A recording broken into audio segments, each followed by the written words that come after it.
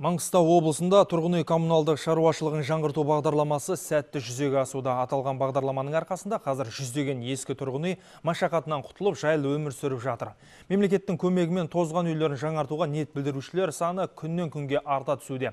Биылдың өзінде 20-дан астам көп қабатты үйдің тұрғындары үйлерін түрлендіруге ұсыныс тастаған. Бұл бағдарламаның тиімділігі қандай? Жөндеуден өткен үйлердің сапасы сын көтере ме? Гүлмира Әбішева бұл сұрақтарға жауап іздеп көрді. Мына тұрған 3 қабатты тұрғын үй осыдан 3 ай бұрын мына көрші тұрған үйден де ұсқынсыздау көрінетін. Шатыры тесіліп, қабырғасы сөгіліп, баспалдақтары құлаудың алдында тұр еді. Тұрғындардың ұсынысымен мемлекеттік бағдарлама аясында бұл үй толық жөндеуден өтті. Міне көріп тұрсыздар, 50 жыл бұрын салынған үй емес, жаңа ғана пайдалануға берілген үй сияқты, жаңаша кейіпке енген. Зейнеткер Нәсіп Шамранқызы бұл үйде 30 жылдан бері тұрады. Тозығы жеткен құбырдан жертөле суға толып, жаңбыр жауған күні тесік шатырдан шелектеп су ағатын күндер. Келмеске кетті дейді әжей қуана. Біздің мына үйлеріміздің сиқы деген адам көргісіз, өш жерден бір өтіп баратқан адамдар, мына жерде де адамдар тұрады екен ғой деп қорқатын еді. Қазіргі қуанышымыздың шегі жоқ.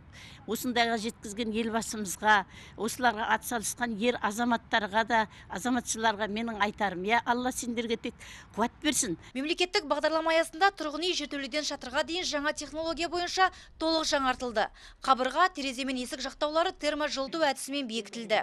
Кәріз жүйесі, су, жылу құбырлары мен электр сымдары түгел ауыстырылды. Жөндеу жұмыстарына елімізде жасалған құрылыс материалдары қолданылған. Автоматический тепловой пункт деген қазіргі уақытта мына нанотехнологичный материал дейді ғой, қазіргі жылуды сақтау үшін. Сосын мына жылуға ақшаны аздау, қаражат аздау төлеу үшін. Далада -15, үйдің ішінде, значит, где-то 20-25-30 градустай жылу беріп тұру керек. Соны мына автоматически өзі белгілеп бөліп тұратын, именно каждый квартира бойынша. Былтыр Ақтауда 16 тұрғын үй қайта жаңартылған болатын. Ал биыл мемлекет қазынасынан 270 миллион теңге бөлініп, 6 бірдей көп қабатты үйде жөндеу жұмыстары басталды. Онда 100-ден астам жұмысшы еңбек етіп жатыр. Бір ай болды келгеніме. Бағдарлама арқасында жұмыс табылып жатыр. Құдай қаласа бір айдан бітеміз жұмысты. Жұмыс нормальный былай жасап жатырмыз. Бала-шағаның жұмыстың арқасында асырып жатырмыз. Жаңарту жұмыстарына қажетті қаражат мемлекет қазынасынан бөлінеді. Алдын ала жасалған келісім шартқа сәйкес жөндеуден өткен үйлердің тұрғындары бұл пайсыз қарызды 7 жыл ішінде мемлекетке қайтарулары тиіс. Жалғыз басты зейнеткерлер мен әлеуметтік топтағы азаматтарға тұрғын үй жәрдемақылары қарастырылған.